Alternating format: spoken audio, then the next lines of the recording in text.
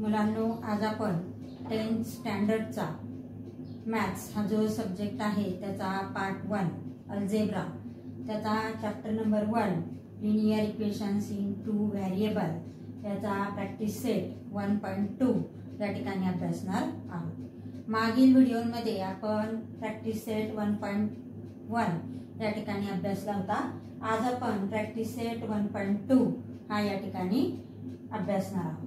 आता यामध्ये आपल्याला एक ऍक्टिव्हिटी या ठिकाणी दिलेली आहे आणि त्याच्यामध्ये आपल्याला क्वेश्चन नंबर 1 दिलेला आहे, complete the following table to draw graph of the equations. या ठिकाणी आपल्याला इक्वेशन दिलेला आहे।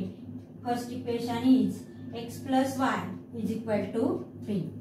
या ठिकाणी सेकंड इक्वेशन या ठिकाणी दिलेला आहे x - y = 4।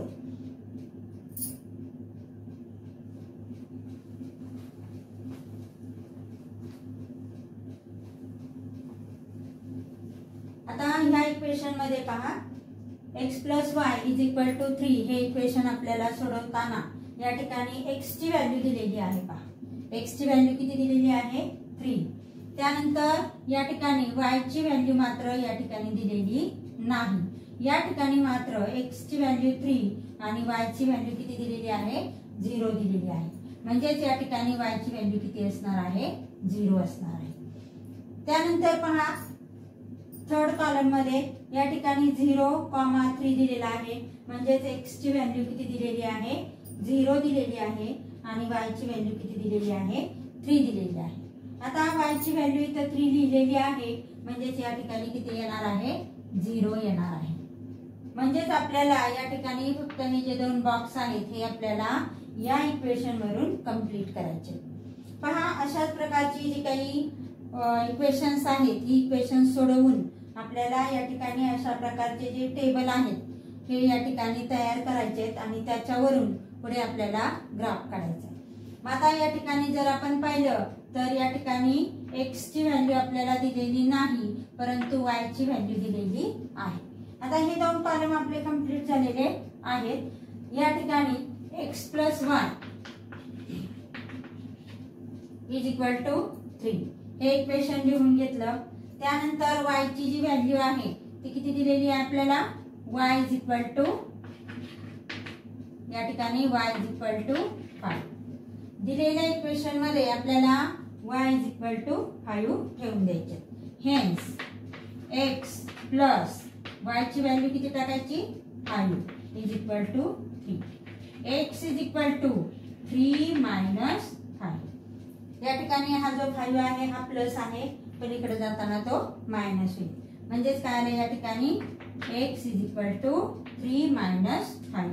हेन्स x = या ठिकाणी 5 हा निगेटिव्ह नंबर आहे, 3 हा पॉझिटिव्ह आहे, म्हणून दोघांची काय करायची? सबट्रॅक्शन। बिगर नंबर मधून स्मॉलर नंबर मायनस करायचा। 5 - 3 किती आला या ठिकाणी? 2 आला। या ठिकाणी साइन मात्र कोणतं द्यायचंय? बिगर नंबरचं। बिगर नंबरला साइन कोणता आहे? निगेटिव्ह। आणि म्हणून या ठिकाणी x = किती आला? -2। म्हणजे या ठिकाणी -2 आणि या ठिकाणी किती आला? हा जो y ची व्हॅल्यू आहे या ठिकाणी -2 आणि या ठिकाणी 5। अशा पद्धतीने हा जो टेबल आहे हा आपण कंप्लीट केला। त्यानंतर आपल्याला सेकंड इक्वेशन दिलेलं आहे। पहा, हे x - y = 4।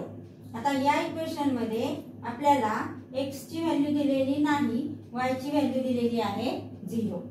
म्हणजे आपल्याला या ठिकाणी हे इक्वेशन घेऊन आपल्याला y ची व्हॅल्यू 0 घेऊन x ची व्हॅल्यू शोधावी लागणार आहे। त्यानंतर सेकंड कॉलम मध्ये आपल्याला x ची व्हॅल्यू दिलेली आहे, या ठिकाणी y ची आपल्याला काढायची। त्यानंतर थर्ड कॉलम आपल्याला पूर्ण कंप्लीट दिलेला आहे, त्याच्यामध्ये आपल्याला काहीही करण्याची गरज नाही। मग या ठिकाणी पहिल्या कॉलम मध्ये जर आपण पाहिलं तर या ठिकाणी दिलेलं इक्वेशन आहे x - y = 4। या ठिकाणी y ची व्हॅल्यू किती घ्यायची आपल्याला? या ठिकाणी y = 0।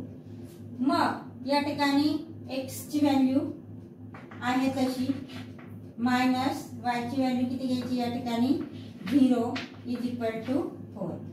म्हणजे या ठिकाणी x is equal to 4 plus 0. आता हा मायनस 0 आहे, पलीकडे जाऊन काय होईल तो प्लस 0 होईल. म्हणजेच x इज इक्वल टू किती मिळाला आपल्याला 4 मिळाला. म्हणजेच 4 प्लस 0 इज इक्वल टू 4. म्हणजेच x ची व्हॅल्यू किती मिळाली 4. ही x ची व्हॅल्यू 4 मिळाली. या ठिकाणी 4, 0. सुरुवातीला x ची व्हॅल्यू आणि नंतर y ची व्हॅल्यू. त्यानंतर या ठिकाणी आपल्याला x ची व्हॅल्यू दिलेली आहे -1. आता पहा या ठिकाणी x ची व्हॅल्यू किती दिलेली आहे, x is equal to -1. Equation हेच घ्यायचं आपल्याला, x - y is equal to 4. त्यानंतर x ची व्हॅल्यू किती घ्यायची आपल्याला, -1 - y is equal to 4.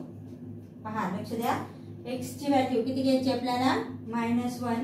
x ची व्हॅल्यू -1 घेतली. -y इज इक्वल टू हा किती आला पुढे 4. त्यानंतर -1 हा सेपरेट करायचा आहे. -1 - y इज इक्वल टू 4. त्यानंतर -y is equal to 4 plus 1. या ठिकाणी -1 आहे, बरोबर चिन्हाच्या पलीकडे जाताना तो काय होईल +1. म्हणजे त्या ठिकाणी -y इज इक्वल टू किती मिळाला आपल्याला 5. आता हे जे साइन आहे y चं साइन हे कुणाला द्यायचंय, 5 ला द्यायचंय. म्हणजेच या ठिकाणी काय येईल, y इज इक्वल टू -5.